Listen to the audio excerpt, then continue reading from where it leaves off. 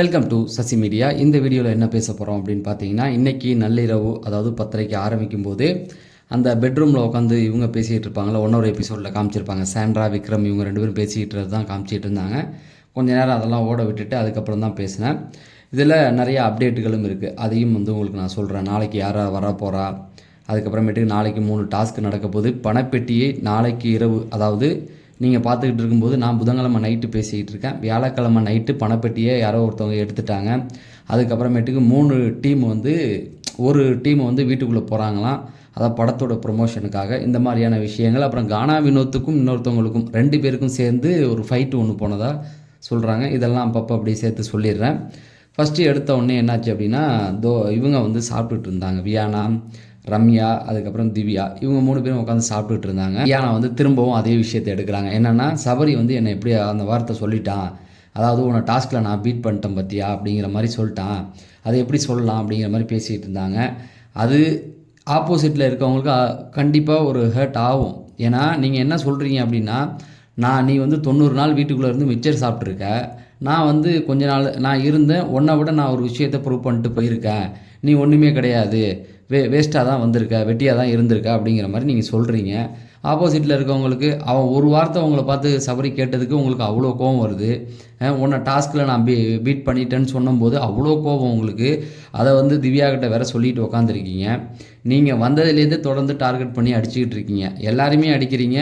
வந்த அன்னைக்கு திவ்யாவை பற்றி கூட வெளியில் உனக்காக 200% வேலை பார்க்குறதுக்கு ஆள் இருக்கலான்னு வேற பேசுனீங்க.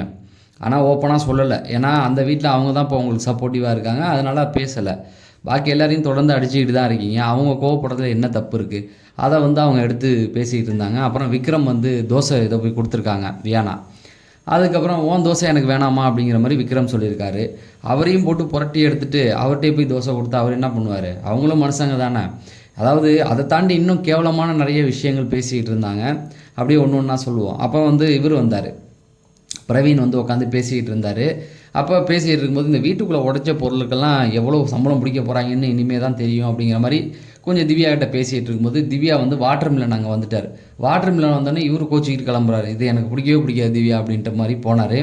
அப்போ வாட்டர் மிலன் உட்காந்துட்டு என்னம்மா என்னாச்சு அப்படிங்கிற மாதிரி அவங்கள்ட்ட பேசிக்கிட்டு இருந்தாங்க. இப்போ திரும்பவும் பணப்பெட்டியை யார் எடுப்பா அப்படிங்கிற மாதிரி ஒரு டாக் போச்சு. இப்போ அவங்க என்ன சொல்கிறாங்கன்னா, எவன் வேணால் எடுத்துகிட்டு போட்டோம், வியானா யார் வேணால் எடுத்துகிட்டு போட்டோம், உடனே எடுத்துகிட்டு போட்டோம் அப்படிங்கிற மாதிரி சொல்கிறாங்க. இவங்களை ஏதோ பிக் பாஸ் மாதிரி இவங்களை யாரோ நீங்கள் லேடி பிக் பாஸ்ன்னு சொல்லி அனுப்பியிருக்காங்க போல், அந்த மாதிரி தான் ஆட்டிடியூட் காமிச்சிக்கிட்டு இருக்காங்க. இவனுக்கெல்லாம் 5 லட்சம் போதும், எடுத்துகிட்டு போக சொல்லு அப்படிங்கிற மாதிரி சொல்கிறாங்க. ஏதோ இவங்க காசை எடுத்து அவங்களுக்கு கொடுக்குற மாதிரி இவனுக்கெல்லாம் 5 லட்சம் போதும், எடுத்துகிட்டு போட்டோம் அப்படிங்கிற மாதிரி சொன்னாங்க. எனக்கு என்னமோ அவங்களுக்கு ஏன் அவ்வளோ ஒரு அந்த 6 பேர் வீட்டுக்குள்ளே ஏதோ கஷ்டப்பட்டுக்கிட்டு தான் இருக்காங்க. நீங்கள் நல்லா பார்த்தீங்கன்னா, நான் தனித்தனியாக சொல்லலை, வினோத்தில் ஆரம்பித்து கடைசியில் இருக்க சாண்ட்ரா வரைக்கும் ஏதோ ஒரு விதத்தில் கஷ்டப்பட்டுக்கிட்டு தானே இருக்காங்க வீட்டுக்குள்ளே. அவங்கள நீங்கள் என்ன நோண்டி உங்களுக்கு 5 லட்சத்தை போதுமானது அதை சொல்ல நீங்கள் யார்? முதல்ல வந்தீங்களா, இருந்தீங்களா? போன வாட்டி இருந்ததை விட இப்போ நெகட்டிவாக வெளியில் போயிட்டுருக்கு. அந்த அளவுக்கு தான் எல்லாம் போட்டு கிளின்னு கிளிக்கிறாங்க. அதுக்கப்புறமேட்டுக்கு எடுத்துகிட்டு போட்டணுன்னே அப்போ இவர் சொல்கிறாரு, நம்ம வாட்டர் மிலன் சொல்கிறாரு, எனக்கு என்னமோ ஒருத்தவங்க மேலே டவுட் இருக்குது அப்படின்னு. உங்களுக்கு மட்டும் இல்லை சார், ஊருக்கே ஒரே டவுட் தான், சாண்ட்ரா எடுப்பாங்களா அப்படிங்கிறது தான். அதுவும் நிறைய பேருக்கு என்ன மைண்டில் இருக்குன்னா, எல்லாருமே கேம் ஆடுறது ஸ்போர்ட்டிவாக எடுத்து ஆடுறாங்க. ஏன்னா எல்லாருக்குமே தெரியும் கானா வினோத் சத்தியமாக எடுக்க மாட்டார் அப்படிங்கிறது. அடுத்தது பார்த்தீங்க அப்படின்னா, திவ்யாவும் எடுக்க போகிறது இல்லை, சபரி எடுக்க போகிறது கிடையாது, அரோரா எடுக்க போகிறது கிடையாது. அப்போ எல்லாரோடைய நம்பிக்கையும் விக்ரமும் எடுப்பாரா இல்லைன்னு தெரியல. ஏன்னா அந்த மனுஷனையும் போட்டு உடச்சி விட்டுக்கிட்டு தான் இருக்காங்க. இப்போ கூட லைவில் அதை தான் போட்டு பண்ணிக்கிட்டு இருக்காங்க. விக்ரம், சாண்ட்ரா தான் எடுக்க போகிறாங்க. அவங்க பணத்தை நம்ம எடுக்க போகிறது இல்லைன்னு தெரிஞ்சு தான் ஒரு டாஸ்க் ஆடுறாங்க, 100% கொடுக்குறாங்க. எதுக்குன்னா, நமக்கு கொடுக்கப்பட்ட டாஸ்கில் நம்ம யாருன்னு காமிக்கணும் அப்படிங்கிறத தவிர வேறு எதுவுமே கிடையாது. அவளை யார் வேணால் எடுத்துகிட்டு போகலாம், அதை பற்றி அவங்களுக்கு என்ன கவலை வந்தது? நமக்கு ஒரு டாஸ்க் கொடுத்துருக்காங்க, ஸ்போர்ட்டிவாக விளாடணும் அப்படின்னு தானே எல்லாம் விளாண்டுட்டு இருக்காங்க. விளாட்றவனுக்கே வலிக்கலையா, நீ உட்காந்து வேடிக்கை பார்த்துட்டு அந்த 3 லட்சத்தை தடுத்து உனக்கு ஒரு டாஸ்க் கொடுத்தாங்க, நீ தடுக்கணும்னு தான் அவ்வளோ விளாண்டு கடைசியில் மற்றவங்க தான் ரம்யா தான் ஜெயிச்சு கொடுத்தாங்க, நீ வெட்டியாக தான் இருந்த. உனக்கு ஏன் இவ்வளோ காண்டாகுதுன்னு தெரியல. அந்த பக்கம் பார்த்தீங்க அப்படின்னா, விக்ரம் பெட்ரூமில் உட்காந்துருக்காரு. ரம்யாட்ட தேங்க்யூ சொல்கிறாரு. தேங்க்ஸ்மா, நீ எதுக்குண்ணா அப்படின்ற மாதிரி கேட்குறாங்க. இல்லை, எனக்கு ஒரு விஷயத்தை புரிய வச்சுருக்க, அதாவது அந்த கோழைத்தனம் அப்படின்னு நீ அழுத சொன்னல, அது எனக்கு புரிஞ்சு. ஏன்னா நான் தப்பாக சொல்லலை, எனக்கு நீங்கள் சொன்னீங்களே நீங்களே அழுதுகிட்டு இருக்கீங்களே அப்படிங்கிற மாதிரி சொன்னாங்க. நீங்கள் வந்ததுலேருந்து அழுதுகிட்டு இருந்தீங்க ரம்யா. அவர் ஏதோ 2 வாரம் 3 வாரம் அழுதார். கனி போனதுக்கப்புறம் தான் அவர் கண்ணில் கண்ணீரை பார்க்க முடிஞ்சுது. இருந்தாலும் நீங்கள் எப்படி அதை சொல்லலாம் அப்படிங்கிற மாதிரி சொன்னார். அப்போ அவர் சொன்னார், புரிஞ்சுக்கிட்டம்மா, அழுகுறது கோழைத்தனம் இல்லை அப்படிங்கிறது புரிஞ்சுட்டேன், எனக்கு புரிய வச்சுட்டேன், ரொம்ப தேங்க்ஸ். ஏதோ நீ அழுத மாதிரி எனக்கு ஒன்று தோணிடுச்சு, நான் அழுதேன் அப்படிங்கிற மாதிரி சொன்னாங்க. அதுக்கப்புறமேட்டுக்கு சாண்ட்ராவும் வந்து ஏதோ சொன்னாங்களாம். இப்போ நீங்கள் கனி போனப்போ அழுதிங்களா, அதே போல் தான் எனக்கு வந்து பிரஜன் போனப்போ அழுவ வந்தது அப்படின்ற மாதிரி சாண்ட்ராவும் இப்போ சொன்னாங்கங்கிறத அதை எடுத்து சொல்கிறாரு. ஓகேண்ணா, அது ஒன்றும் பெரிய பிரச்சனை இல்லை அப்படிங்கிற மாதிரி. இந்த நேரத்தில் வந்து இவர் வாட்டர்மெலன் வந்து திவ்யா கிட்ட ப்ரொப்போஸ் பண்ணுற மாதிரிலாம் பண்ணார். அதுக்கு திவ்யா சொன்னாங்க, நீ சத்தியமாக பண்ணாத, எனக்கு அதெல்லாம் தோணாது, நீ ப்ரொப்போஸ் பண்ணாலும் அதை எடுத்துக்க மாட்டேன் அப்படிங்கிற மாதிரி சொன்னாங்க. அதுக்கப்புறமேட்டுக்கு சபரி எனக்கு நீயாவது ஹெல்ப் பண்ண மாட்டியா அப்படிங்கிற மாதிரி சொன்னாங்களா. சபரியே இன்னும் வந்து கல்யாணம் பண்ணாமல் தான் சுற்றிக்கிட்டு இருக்கான் அப்படிங்கிற மாதிரி ஏதோ சொன்னாங்க. இதுக்கப்புறமேட்டுக்கு என்னாச்சு அப்படின்னா, எனக்கு வந்து மலை ஆசையாக இருக்குது அப்படிங்கிற மாதிரி, ஆல்ரெடி ஜெயில் வாசல் நின்று ஆசையாக இருக்குன்னு சொன்னதுனால தான் தூக்கி வெளியில் அடித்தாங்க. இவர் திருந்தவே மாட்டார் போல. திரும்பவும் ஆசையாக இருக்குன்னு, என்ன ஆசை உனக்கு அப்படின்ற மாதிரி திவ்யா கேட்டாங்களா. உடனே வந்து இல்லை, நம்ம 2 பேரும் சேர்ந்து ஒர்க் பண்ணுறது, அதாவது கிச்சனில் வந்து ரஷல் வாஷ் பண்ணிகிட்டு இருந்தார், அதை வந்து சொன்னார். ஸோ இந்த மாதிரியான விஷயங்கள் வந்து அங்கே போயிட்டு இருந்தது. ஓகே மக்களே, நாளைக்கு வந்து அதாவது இன்றைக்கி நீங்கள் பார்த்துக்கிட்டு இருக்கும்போது கெமி உள்ளே வரதா ஒரு அப்டேட் வந்து வந்திருக்குது. கெமி வந்து வரப்போகிறாரு. அதே போல் வந்து டிக்கெட் டு ஃபினாலேயோட 3 டாஸ்க் வந்து நாளைக்கு நடக்க போகுது. அதாவது இன்றைக்கி வியாழக்கிழமை வந்து நடக்கும் அப்படிங்கிறது தான். அதுக்கப்புறமேட்டுக்கு இன்றைக்கி ஈவினிங் வந்து பணப்பெட்டியை எடுத்துட்ட மாதிரி ஒரு செய்தி சொல்கிறாங்க. அது சாண்ட்ராவா விக்ரமா அப்படிங்கிறது சரியாக தெரியல. இந்த மாதிரியான அப்டேட்டுகள் வந்திருக்கு. அதுக்கப்புறமேட்டுக்கு வந்து பார்த்திங்கன்னா, கானா வினோத், இவருங்க சபரி, பிரவீன் இவங்கெல்லாம் உட்காந்து பேசிக்கிட்டு இருந்தாங்க. அவங்க என்ன பேசிக்கிட்டு இருந்தாங்க அப்படின்னா, அந்த ஹெல்த்தி கிராசர் இருக்கும்ல, அந்த கார்டன் ஏரியா, அங்கே உட்காந்து பேசிக்கிட்டு இருந்தாங்க. அங்கே பேசுனது வந்து இந்த வீட்டில் வேலை செய்யாதவங்களை பற்றி ஒரு டாக் போச்சு. அதில் பார்வதியெல்லாம் பிரவீன் காந்தி இழுத்துட்டு வந்தார், காந்தியை பற்றிலாம் சொன்னார். ஆனால் அவங்க என்ன சொன்னாங்கன்னா, நம்ம வந்து சபரி என்ன சொன்னாங்கன்னா, நம்ம வேலை செய்வோம், வேலை செய்யும்போது மற்றவங்க வந்து அந்த டீமில் இருக்க வேலை செய்ய மாட்டாங்க. ஆனால் என்ன ஆகும் அப்படின்னா, நமக்கு வந்து ஒரு மாதிரி கடுப்பாயிரும். அந்த வேலையை நம்ம பார்த்தா என்ன ஆகும் அப்படின்னு பார்த்தீங்கன்னா, வீக்கெண்டில் விஜய் சேதுபதி வந்து கேள்வி கேட்பார், ஏன் அவங்கள வேலை வாங்காமல் நீங்கள் பார்த்தீங்க அப்படிங்கிற மாதிரி. அதை சொன்னார். கானா வினோத் அதை தான் சொன்னார். ஆமாம், நிறைய பேர் வந்து ஓபி அடிப்பாங்க, ஆனால் என்ன கேட்டால் என்ன அப்படின்னு பார்த்தீங்கன்னா, இங்கே வெட்டியாக பேசுகிறதுக்கு எதனா ஒரு வேலையை பார்த்துட்டு போகலாம் அப்படிங்கிற மாதிரி. அதாவது வெட்டியாக உட்காந்துருக்கிறதுக்கு போய் வேலை பார்த்தா டைம் பாஸ் ஆகும் அப்படிங்கிற மாதிரி கானா வினோத் சொன்னார். அதுவும் சரிதான் அப்படிங்கிற மாதிரி பேசிகிட்டு இருந்தாங்க. சரி, இது முடிஞ்சதுக்கப்புறமேட்டுக்கு என்னாச்சு அப்படின்னா, அரோரா என்ன பண்ணாங்க, கானா வினோத்துடைய செருப்பை எடுத்து ஒளிய வச்சுருக்காங்க. எப்போனா அவர் ரெஸ்ட் ரூம் போகும்போது அவர் வந்து ரொம்ப நேரம் தேடிட்டு இருக்காரு. அப்புறம் கண்டுபிடிச்சிட்டாரு. ஏன்னா என் வீட்டில் என் செப்பலை தொடுறது வந்து இவன் மட்டும்தான், அரோரா தான் தொடுவா, மற்றவங்க யாரும் தொட மாட்டாங்க அப்படிங்கிறத சொல்லிவிட்டு உடனே வந்து நான் கண்டுபிடிச்சிட்டேன், இந்த வீக்கெண்டு வரட்டும், இவன் மேக்கப் கிட்ட எடுத்து ஒழிச்சு வைக்கிறேன் அப்படிங்கிற மாதிரி சொன்னோன்னா, அரோரா சொன்னாங்க, அப்படிலாம் பண்ணிடாத அப்படிங்கிற மாதிரி சொன்னாங்க. அந்த டைமில் என்னென்னா, இவங்களுடைய அரோராவுடைய செப்பல் எடுத்து ஒளிய வச்சுருக்காரு. இங்கே தான் இருக்குது, நீ போய் தேடி கண்டுபிடிச்சி எடுத்துக்கோ அப்படிங்கிற மாதிரி சொன்னாங்களா. இந்த நேரத்தில் பிரவீன் எழுந்திரிச்சு, டைம் ஆகுது, கொசு கடிக்குது, நான் வீட்டுக்கு போகிறேன்ட்டு ஹோஸ்ட் பண்ணுற மாதிரி ஏதோ சொல்லிட்டு கடைசியாக என்ன சொன்னார்னா, நாளைக்கு இதே டைமில் ஒரு ஃபைட் நடக்க போகுது. அந்த ஃபைட் என்னென்னு பார்த்தீங்கன்னா, வியானாவுக்கும் வாட்டர்மெலனுக்கும் தான் கண்டிப்பாக இருக்கும் அப்படிங்கிற மாதிரி சொல்லிவிட்டு நான் விடைபெறேன் இந்த மாதிரி சொல்லிட்டு போனாங்களா.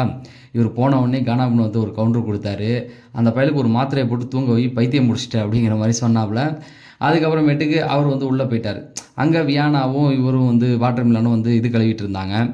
ரெஷல் வாஷ் பண்ணும்போது வியானா சொல்கிறாங்க, இவனுங்கெல்லாம் வீட்டுக்கு என்ன பிக்னிக் வந்திருக்காங்களா, ஏன் தட்டை கழுவ மாட்டாங்களா, அதே போல் கப்பெல்லாம் கழுவ மாட்டாங்களா, அவங்களுக்கு தெரியாதா இதெல்லாம் அப்படிங்கிற மாதிரி. ஏம்மா தாங்க முடியலம்மா, ரீடு அந்து போச்சுமா, விட்டுருமா எங்களை அப்படிங்கிற மாதிரி தான் இருந்தது. ஏதோ அதான் சொல்கிறேன், லேடி பாஸ் மாதிரி அவங்க ஏதோ புதுசாக சொல்கிறாங்க. கழுவலைன்னா அங்கே வச்சுட்டு வந்தால் வந்து நாரிக்கிட்டு இருக்க போது அப்புறம் சபரியும் வந்தாப்புல வந்து, நீ கழுவாத, முடியலன்னா கழுவாத, விட்டுட்டு வாட்டர்மெலன் அப்படிங்கிற மாதிரி சொல்லிட்டு போனாப்புல.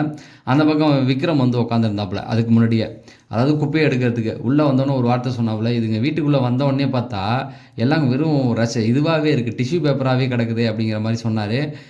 அதுக்கப்புறமேட்டு ஏயா ஒரு மாதிரி பயந்து கழுவிட்டு இருக்கு அப்படின்னு வாட்டர்மெலனை பற்றி கேட்டார். நீ மோசமான ஆள், கத்தியால் குத்தினாலும் குத்திடுவா அப்படிங்கிற மாதிரி சொன்னாரா. விக்ரல்ஸ் வந்து உடனே என்ன பண்ணார், ஜாடமாடியாக ஒரு வார்த்தை சொன்னார். என்னென்னா, நான் குத்த மாட்டேன், யாராவது பேசி குத்த வச்சிருவேன், அப்படி தான் இப்போ எனக்கு பேர் கிடச்சிருக்கு அப்படிங்கிற மாதிரி அவர் சொல்லிட்டு போனார். எனக்கு அவர் உண்மையாக பார்க்குறதுக்கு ஒரு மாதிரி பாவமாக தான் இருக்குது.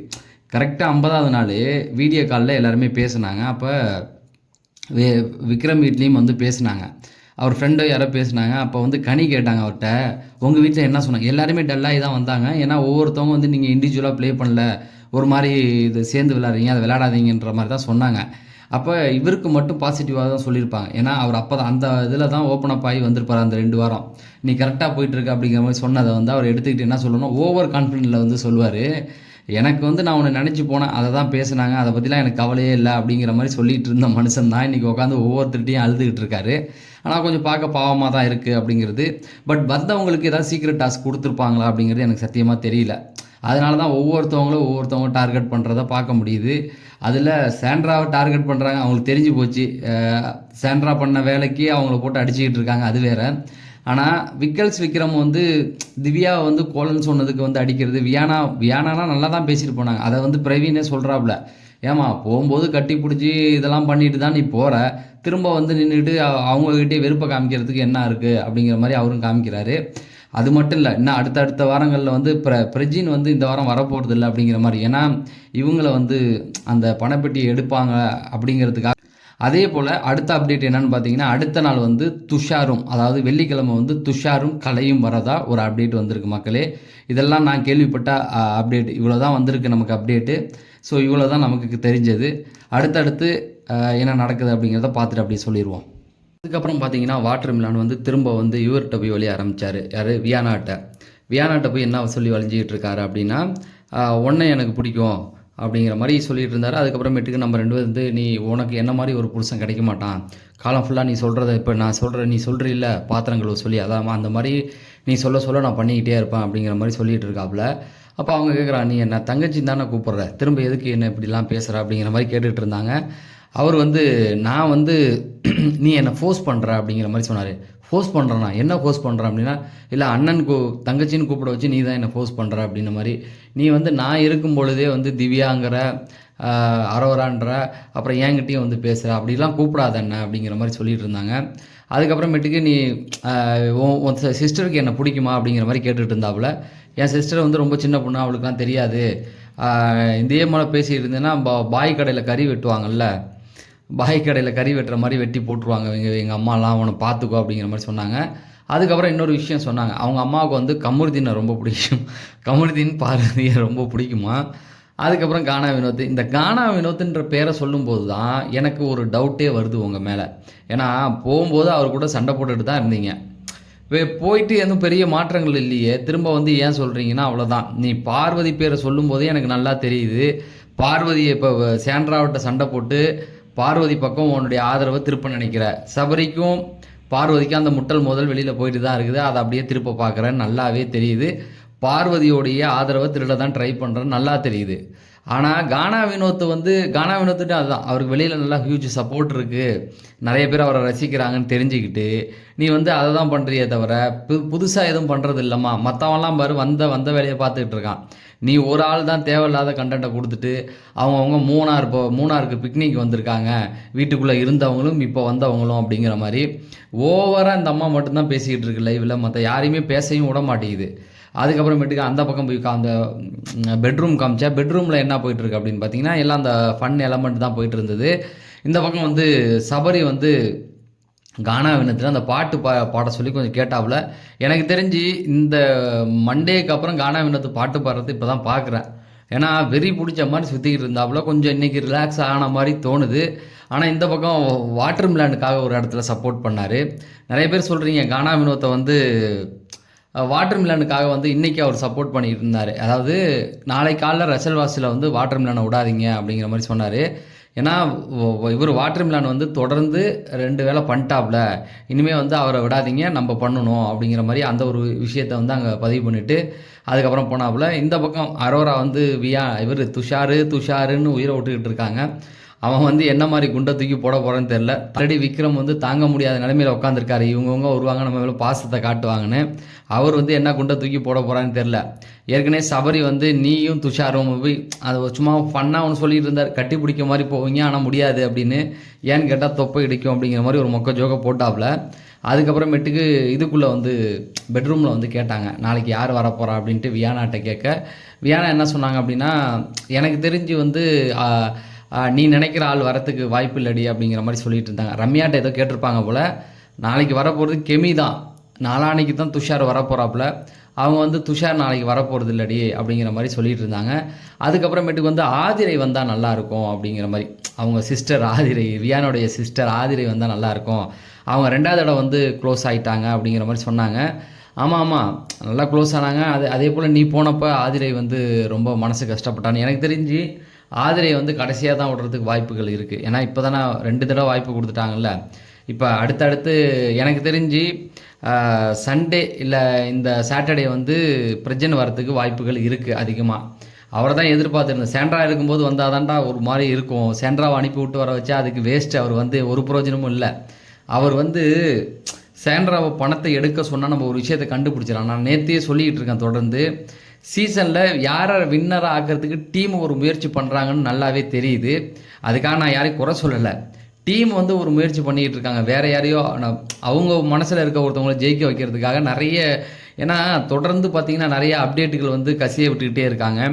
அதே போல் அவர் பெட்டியை தூக்கிட்டு போயிட்டார், இவர் பெட்டியை தூக்கிட்டு போயிட்டாருன்னு. நேற்று வரைக்கும் இந்த டைம் வந்து சபரி எடுத்துட்டார், கானா வினோத் வந்து எடுத்துட்டார் அப்படிங்கிற மாதிரி வீட்டுக்குள்ளே வரவங்க எல்லாருமே வந்து சம்மந்தம் இல்லாமல் ஒருத்தவங்கள போட்டு அடிச்சுக்கிட்டு இருக்கு. நீங்கள் நல்லா பார்த்தீங்கன்னா கானா வினோத்தை மட்டுமே யாருமே தொடலை. கானா வினோத்தை தொடாமல் இந்த பக்கம் இருக்க மற்றவங்களை அடிக்கிறாங்க. மற்றவங்களை அடிக்கும்போது ஏற்கனவே என்ன ஆகும்னா அவங்கள பார்க்குறவங்க ஓட்டுகள் வந்து அதிகமாகிறதுக்கு வாய்ப்புகள் இருக்குது. அது யாராவது நமக்கு இப்போ சபரியை ஃபாலோ பண்ணுறவங்கள அவன் மிச்சர் தான் தின்னுக்கிட்டு இருக்கான்னு வியானை சொல்லும் பொழுது அவங்கள பிடிக்காதவங்க அதை என்ஜாய் பண்ணுவாங்க. ஆனால் பிடிச்சவங்க என்ன பண்ணுவாங்க, ஒரு 2 ஓட்டை எக்ஸ்ட்ரா போடுவாங்க இல்லையா. அதே போல் வந்து அரோரா வந்து ஒன்றுமே பண்ணல, மிச்சர் தான் சாப்பிட்டாங்க அப்படின்னும் பொழுது அரோரா ஃபாலோ பண்ணுறவங்கள அது கஷ்டமாக போகும், அவங்களுக்கு ஓட்டை போடுவாங்க. சாண்ட்ராவுக்கும் அப்படி தான். சாண்ட்ராவுக்கும் வந்து நிறைய பேர் அடித்தாங்க. ஒருவேளை சாண்ட்ராவை புஷ் பண்ணுறாங்களோ, ஏன்னா நான் பார்த்த வரைக்கும் இன்றைக்கி வந்து சாண்ட்ராவை தான் நிறைய பேர் அடித்தாங்க. ஒருவேளை ஃபைனல் வரைக்கும் அவங்கள கொண்டு போகிறதுக்கு ட்ரை பண்ணுறாங்களா அப்படின்னு எனக்கு சத்தியமாக தெரியல. ஏன்னா சேனல் மைண்டில் என்ன இருக்குது அப்படிங்கிறதும் நம்மளால் கணிக்க முடியாது. நம்மளால் வந்து அந்த கடைசி நாள், அந்த அடுத்த வாரம் ஃப்ரைடே வரைக்கும் நம்மளால் எது வேணாலும் பண்ணலாம். இந்த சாட்டர்டே சண்டே பொறுத்த வரைக்கும் அவங்க மைண்டில் இருக்கிறது தான் நடக்கும். ஆனால் என்னை பொறுத்த வரைக்கும் இப்போக்கி பெரும்பான்மையான மக்கள் ஒருத்தர் பேரை சொல்லிகிட்டு இருக்காங்களா, அவர் தான் ஜெயிக்கிறதுக்கு வாய்ப்புகள் இருக்குது. இதுக்கப்புறமேட்டுக்கு ஃபன்னாக தான் போயிட்டுருக்கு. சீரியஸான ஏதாவது ஒரு விஷயங்கள் வந்தால் நம்ம அடுத்த வீடியோவில் நான் சொல்கிறேன். இப்போக்கி நான் விடைபெறேன் அப்படிங்க.